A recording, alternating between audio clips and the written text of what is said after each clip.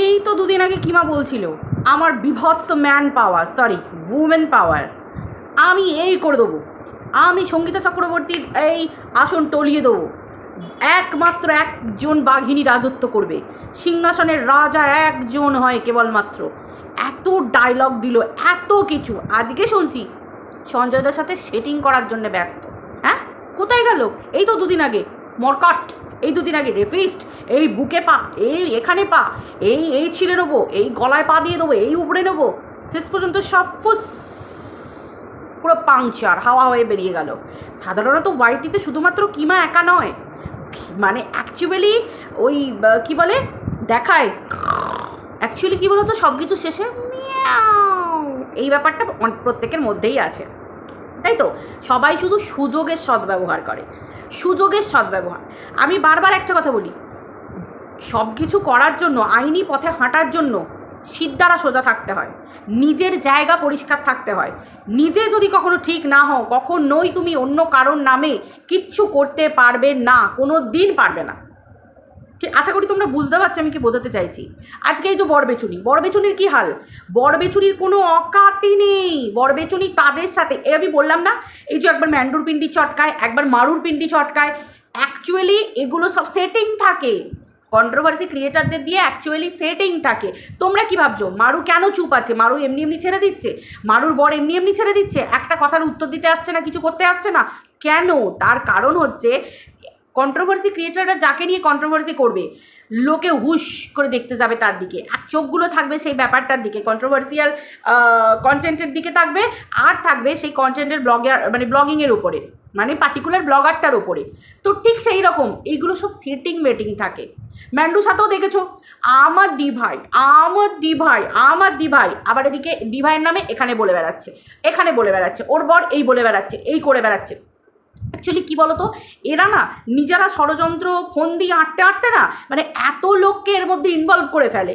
Phone দিয়ে ষড়যন্ত্র particular কয়েকজন মানুষের মধ্যে করা ভালো, কিন্তু অতি সন্ন্যাসীতে সবসময় গাজন নষ্ট হয়। আর এদের ষড়যন্ত্রের মধ্যে সন্ন্যাসী এত হয়ে যায় যে এদের গাজনটাই পুরো ভেস্তে যায়, প্রচুর পাবলিক জানতে পেরে যায়। এটা হচ্ছে আসল ঘটনা।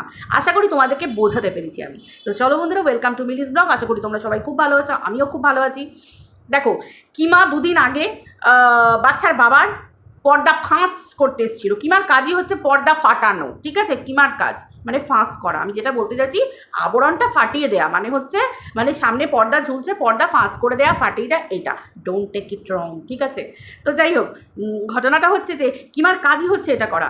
তো কিমা দুদিন আগে বাচ্চার বাবাকে পুরো একদম পুরো উলঙ্গ করে দিল, দিয়ে কী করলো, সঙ্গীতা চক্রবর্তী, দেখো কিমা যে সঙ্গীতা চক্রবর্তী কাঁধের উপর ভর করে ওই বাচ্চার বাবা আর বাচ্চার মাকে নিয়ে, মানে আমাদের টিনাকে নিয়ে যে খেলাটা খেলতে চেয়েছিল, কিমা ভেবেছিল সঙ্গীতা চক্রবর্তী ম্যাডাম খেলতে দেবেন, কিন্তু বুঝতে পারেনি যে ও কাকে এনেছে। এটা হচ্ছে ব্যাপার। সঙ্গীতা চক্রবর্তী ম্যামও সেই সময়, মানে চক্রবর্তী ম্যাম বলছি, সবসময় নাম বলতে ভালো লাগে না, উনি বয়সে অনেকটা বড়, তো সেই হিসেবে চক্রবর্তী ম্যাম যখন অ্যাকচুয়ালি কিমাকে বুঝে গেল, এবং কিমা যখন বুঝলো যে না, চক্রবর্তী ম্যাম আমার খেলাটাকে ঘুরিয়ে দিচ্ছে, এবং চক্রবর্তী ম্যাম দেখো অ্যাকচুয়ালি আইনত আইন পড়াশোনা জানা, কিছু অকাত থাকা, অকাত থাকতে হবে তো মানুষের মধ্যে, সেটা চক্রবর্তী ম্যামের মধ্যে আছে, যেটা কিমার মধ্যে নেই। ও তো মূর্খ, ও তো অশিক্ষিত। ও যে উদাহরণগুলো দেয়, ও ফালতু বকে যায়, ওর ভিডিওতেও ফালতু বকে যায়। আজকে দেখো, না ঘরকা না ঘাটকা, আজকে কখনো বাচ্চার বাবার পা চাটছে, কখনো সঞ্জয়দার পা চাটছে, কখনো টিনার পা চাটছে। এদের প্রত্যেককেই ও চিবিয়ে খেয়েছে। বাচ্চার বাবার তো পিন্ডি চটকে, মানে জ্যান্ত পিন্ডি খাইয়ে দিয়েছে বাচ্চার বাবাকে নিয়ে। তারপরে তার আগে টিনার পিন্ডি, বাচ্চার বাবার সহায়তা নিয়ে টিনার পিন্ডি চটকেছে। তারপরে কি হলো, চক্রবর্তী ম্যাডামের পিন্ডি চটকালো। এখন কি হচ্ছে, সঞ্জয়দার পিন্ডি তো চিরকাল চটকাচ্ছে, এসে আবার এখন কি করছে, সঞ্জয়দার সাথে সেটিং করার চেষ্টা করছে, মানে অন্য কাউকে জরিয়া হিসেবে, মানে মিডিয়াম যাকে বলে, মানে একজন তো কেউ না কেউ ভিতরে কড অফ কমিউনিকেশন আছে একজন, যাই হোক যে হোক আছে একজন। তো যেটা বুঝতে পারা গেল সঞ্জয়দার আজকে লাইভ থেকে, যে কাউকে না কাউকে দিয়ে পাঠানো হয়েছে, মানে আমার তত্ত্বটা বয়ে নিয়ে গিয়ে তুমি সঞ্জয়কে দাও, গিফট করো as a like token of love, ঠিক আছে? যাই হোক, ও সঞ্জয় দা, কিমা তোমাকে টোকেন অফ লাভ পাঠাচ্ছি। ও মা, কি লজ্জা পাচ্ছে, কি লজ্জা পাচ্ছে বাবারে বাবা। আসলে ব্যাপারটা হচ্ছে, কোলে ওটা, কিছুদিন আগে সঞ্জয় দা একটা কি সুন্দর একটা ওই থাম্বনেল দিয়েছিল না, কোলে ওটা, কিমা মাসির কোলে ওটা, ঠিক সেই ব্যাপারটা আর কি, মানে সঞ্জয় দাকে কোলে বসাতে চাইছে আর কি, এরকম একটা ব্যাপার। তো কিন্তু সঞ্জয় দা তো বুঝতেই পারছো, স্বাভাবিক, তার বউ, তার সন্তান, তার মা, তার জন্ম পরিচয়, এগুলো নিয়ে তো কম কিমা বলেনি। হ্যাঁ, একটা সময় আমরা যখন আগের কথাও বলছি এবং মাঝের কথাও বলছি, সঞ্জয়দার কাছে সাহায্য নিয়ে আসে অনেকেই, সেটা আজকে বলে নয়, বহু আগে থেকেই বুঝতে পারি, দেখতে পারি, সবাই আসে কেন না সঞ্জয়দা বাঁচাবে। ঠিক আছে চলো, সঞ্জয়দা যার পাশে দাঁড়াবো বলে তার পাশে বুক দিয়ে আগলে রেখে দাঁড়ায়, মাঝখান থেকে সে তো পুরুষ মানুষ, সে হয়ে যায় কি রেপিস্ট, লে হালুয়া, তাই না? তার কোনো ফিলিংস নেই, তার কোনো কষ্ট নেই, তার কোনো দুঃখ নেই, তো সেই হিসেবে তাকে খুব সহজে মরকট, রেপিস্ট এগুলো বানিয়ে দেওয়া যায়, তাই তো? কিন্তু ডাকি তো তার নামই তো হয়ে গেছে মরকট, তাই না? কিন্তু ঘটনাটা হচ্ছে এটাই যে আজকে তাহলে কিমার যখন এত সাহস, কিমার যখন এত ক্ষমতা, হ্যান করেঙ্গা ত্যান করেঙ্গা, এই ধনে পাতা ছিঁড়েঙ্গা আটি বাঁধেঙ্গা, এত কিছু করে নেবার ক্ষমতা, তাহলে কিমা আজকে শেষ পর্যন্ত কিমাকে মাতানোমাতে হচ্ছে। হ্যাঁ, এখন বলছে যে টিনা বাচ্চাটার জন্য তো অ্যাপ্লাই করতে পারতো, এই করতে পারতো, ওই করতে পারতো। একটা সময় এই কিমা মাসি টিনাকে বলেছিল না, তোর মতো মায়ের মরে যাওয়া ভালো, বেঁচে আছিস কেন, তুই মরে যা, এটা বলেছিল, মরণ কামনা করেছিল। তারপর গামলায় কত মাছ খেলানো, এর পাশে শোয়া, ওর পাশে শোয়া, শুয়েছিল। তারপরে বাচ্চাটাকে নিয়ে কত রকম অভিনয়, সেই গাড়ির অভিনয়টা মনে আছে? আমার তো ভাবলে এখনো গায়ে কাঁটা দিয়ে ওঠে, মানে কি অধর্ম করেছে এরা, তাই না? শুধু দুটো টাকার জন্য। সত্যি বলছি, আমি পৃথিবীতে অনেক ভিখিরি দেখেছি, একটা বাচ্চাকে তার মা বাবা, তার মানে সেই একটা সংসারকে ভাঙিয়ে দেওয়া। হ্যাঁ, সিনেমাতে দেখেছি, সিরিয়ালে দেখেছি, মানে বাংলা প্যানপ্যানানি সিরিয়ালে দেখেছি সংসার ভাঙানো ব্যাপার, একদম সত্যি কথা, সিরিয়ালে দেখেছি অনেক রকম প্যানপ্যানানি ব্যাপার। কিন্তু না, এই ওয়াইটিতে না এলে জানতে পারতাম না যে সত্যি এরকম রাক্ষসে ডাইনি মার্কা মহিলা হয়, যারা পরে সংসার ভেঙে টাকা ইনকাম করে। ওই যে ওয়াইটি আমাদের সুযোগ দিয়েছে না, যে তুমি যাই করো না কেন, ব্লগিং করো, কন্ট্রোভার্সি করো, যাই করো না কেন, তুমি পিন্ডি চটকাতে পারবে, গাল দিতে বসতে পারবে। যেমন দেখো না, এত কিছু কিছু ব্লগারও তো তাই, ব্লগিং মানে কি, ঝাঁ চকটকে তুমি ডেলি কি করছো সকাল থেকে রাত্রির পর্যন্ত, একদম হেয়ার পিন টু এলোপ্রেন, তুমি সব কিছু দেখাতে পারো, পাবলিকের সাথে শেয়ার করতে পারো তোমার লাইফে। এবার তুমি যদি মনে করো কিছু প্রাইভেসি তুমি রাখবে, তুমি তোমার প্রাইভেসি তোমার কাছে রাখবে, বাকিটা তুমি বুঝে শুনে পাবলিক করবে। কিন্তু টাকা চাই, টাকা চাই, দেখছো না, কেউ বউ বরকে বিক্রি করে দিচ্ছে, বর বউয়ের সাথে সেটিং করে বউকে পরপুরুষের কাছে পাঠিয়ে দিচ্ছে, পরকীয়ায় লিপ্ত করিয়ে দিচ্ছে, দিয়ে সেখান থেকে অনেক কিছু নোংরামি তুলে আনছে, মানে তারপরে আমরা দেখছি ঝাঁ চকচকে তকতকে একটা হ্যাপি এন্ডিং হচ্ছে, মানে অনেক কিছু দেখতে পাচ্ছি, তাই না? কারণ মান সম্মান এগুলো খায় না গায়ে মাখি, কী হবে ভাই? পয়সা রোজগার করতে গেলে শুধু ভিউজ চাই, ভিউজ, চারিদিকে পয়সা পয়সা পয়সা উড়ছে, তোমাকে ধরতে হবে খপাত করে। এবার সেটা তুমি শাড়ি পরে ধরো, তুমি স্কার্ট পরে ধরো, তুমি জিন্স টপ পরে ধরো, বা তুমি উলঙ্গ হয়ে ধরো, নট ম্যাটার। অ্যাকচুয়ালি ওটা ম্যাটার করে না, ম্যাটার করে অ্যাকচুয়ালি কি, শুধু টাকা টাকা টাকা, তাই তো? তো এখন যেটা দেখা যাচ্ছে এই রকমই দেখা যাচ্ছে। তো সেই ক্ষেত্রে টাকাটা হচ্ছে মেন ম্যাটার, আর এই টাকার জন্য মানুষ কত নিচে নামতে পারে, সেটা তার উদাহরণ তো কিমা মাসি আমাদের পরিষ্কার দেখিয়ে দিল। কিমা মাসি তো আবার টাকা ইনকাম করবে বলে নিজের জীবনই বিক্রি করে দিল, জীবনই বিক্রি, জীবনই। হ্যাঁ, বায়োগ্রাফি, অটোবায়োগ্রাফি, মানে কি বলবো, কি না কি বিক্রি করেছে, তাই না? বর মাতাল, আমাকে মারধর করে, একটা আমার ভালোবাসা আছে, আমি কাজল পড়তে ভীষণ ভালোবাসি, বন্ধুরা আমার জন্মের কোনো ঠিক নেই, আমার জন্ম কোথায় হয়েছিল, দুদিন আগে বললো আমি ইউনিভার্সিটি গেছি নাকি কলেজে গেছি। ভাই সেসব শুনে তো মানে আমি অন্তত 3 দিন অজ্ঞান হয়ে পড়েছিলাম, আরও অনেক ভিউয়ারও অজ্ঞান হয়ে পড়েছিল, আরও অনেক ক্রিয়েটারও সেন্সলেস হয়ে পড়েছিল, কিন্তু চোখে মুখে জল দিয়ে তারা খুব শীঘ্রই জেগে উঠেছে। তো যাই হোক, মানে কিমা মাসির অনেক কিছু আমরা জানতে পেরেছি। তো কেন না, মেন হচ্ছে টাকা টাকা টাকা, তাই তো?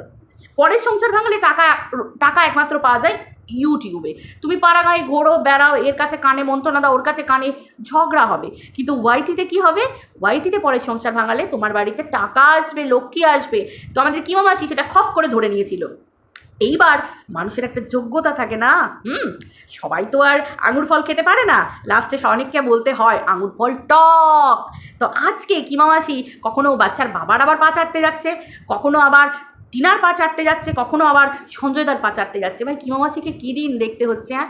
পুরো ভাই গড়াচ্ছে, পুরো গড়াচ্ছে।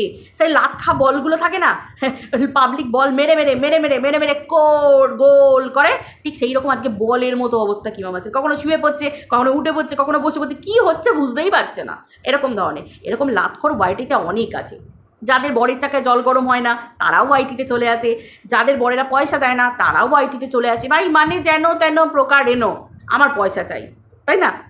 তো সেই রকমভাবেই আর কি, মানে কেউ আবার কারোর, মানে এদের কিন্তু কারোরই সিদ্ধারা নেই, কোনো সিদ্ধারা নেই। কেউ কেসের ভয়ে ওইদিকে যাব না, ওইদিকে বসে আছে চক্রবর্তী ম্যাডাম, ওইদিকে গেলে খপ করে কেস দিয়ে দেবে, কারণ সিদ্ধারা নেই তো বলার। নরম মাটি, সেখানেই তুমি আঁকড়াও আর আঁচড়াও, তাহলে দেখবে তুমি খেলতে পারবে। এই যে আমাদের টিনাকে কি করো না, পাশে এখন কেউ নেই তো, দিল্লিতে আছে, কি করবে? কেস করবে? না না, ও খাবে, ফ্ল্যাটের ভাড়া গুনবে, না কেস করবে? কিচ্ছু না। তাহলে কি করা উচিত?